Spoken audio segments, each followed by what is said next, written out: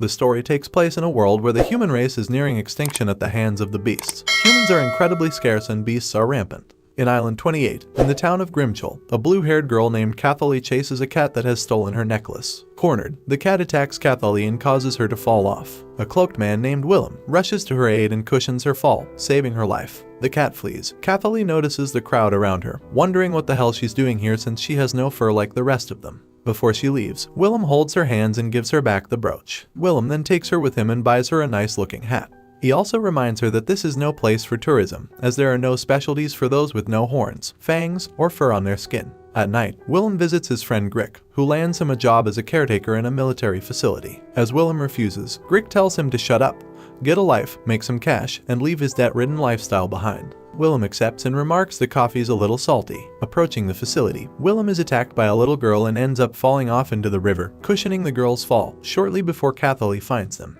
After he gets cleaned and wears his uniform, Willem meets the maid, Naglatho, the man-eating troll. As she invites him in, Naglatho covets Willem's human flesh and remarks that he's a rare feast in her eyes. After she serves him tea and biscuits, Naglatho asks Willem if she can eat him. Willem tells her to knock it off and get down to business. Willem is briefed about the job and learns that he has to take care of the weapons warehouse. More so, he learns that 2 caretakers before quit the job before their first day even started. However, Willem doesn't want to quit a job he's landed. As Willem inquires about the kind of weapons he's supposed to look after, Naglatho catches the little girls in the facility eavesdropping and tells them to go to bed while ending her conversation with Willem. Shortly after, Willem enters his room and lies in bed. He then catches the girls spying on him, after which he shushes them and lets them in. The girls introduce themselves, Colin, Panable, Tiet, and Lakesh. Dying of curiosity, the girls ask Willem some frivolous personal questions, which Willem happily answers, earning him their admiration. Cathalie chimes in and has the girls go to bed. Willem asks if this is the warehouse he's supposed to take care of, which Cathalie confirms. Willem then asks where are the weapons he's supposed to be looking after. More so, he asks what the hell those little girls are doing in a military facility. Cathalie reveals that she and the other girls are the weapons he's hired to take care of. The next morning, Willem gets to know Cathalie's friends, the boisterous Ithia and the capricious Nephrin. Soon after, Willem treats the girls to a meal and makes them some cream caramel. As he watches them play, a girl named Almeida falls off the cliff as she gets the ball, much to Willem's horror. Willem checks on her, however, she's alive but nonchalant about her wound and blood-stained face, shocking Willem.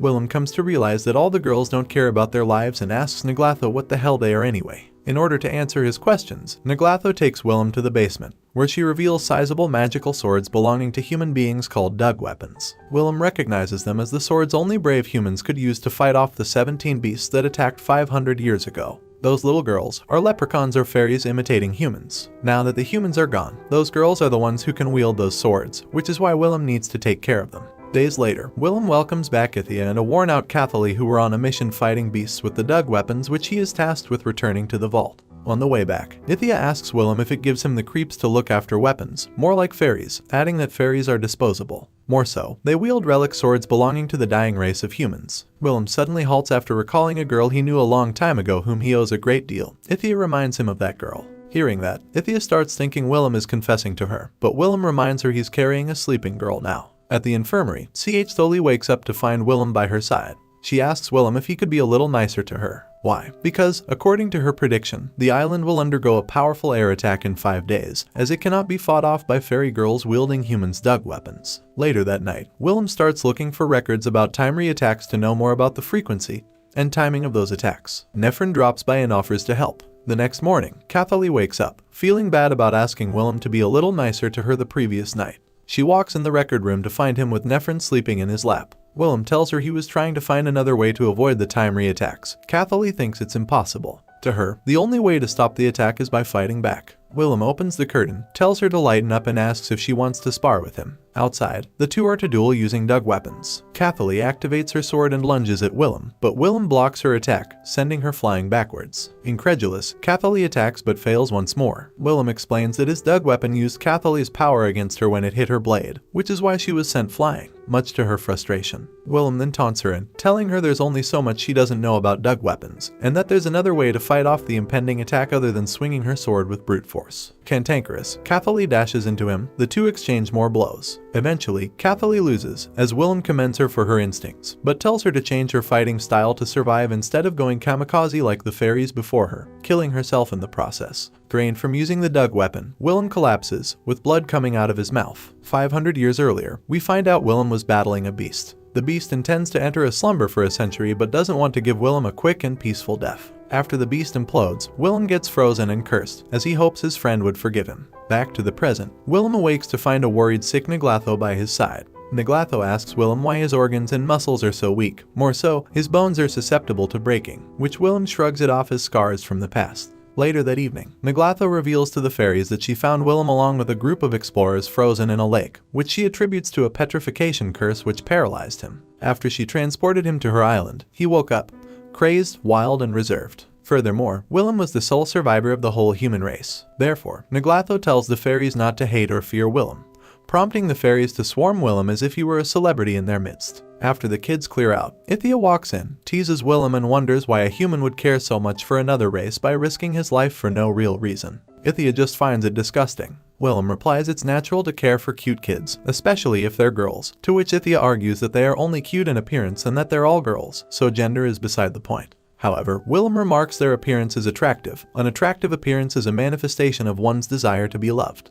That desire is why they're attractive. To Willem, this applies to the fairy girls as a race. Ithia takes it the wrong way, remarking that Willem is in love with them. Catholi silently takes off, spreads her butterfly wings and flies away. Devastated by her thoughts and memories, Catholi decides to let go and fall to her death. Before she can do so, a ship happens to be passing nearby and picks her up. In the ship, Officer Limeskin treats her to a warm drink and asks why she was out in the wind alone. Catholi explains she just felt afraid of dying and frustrated about how Willem told her that her fighting style is wrong and that she should adopt a different fighting style, which means that the old fairies died in vain, something Catholi fears and finds hard to accept. Limeskin laughs and gives her a word of wisdom that she, as a warrior, should have some resolve and brains.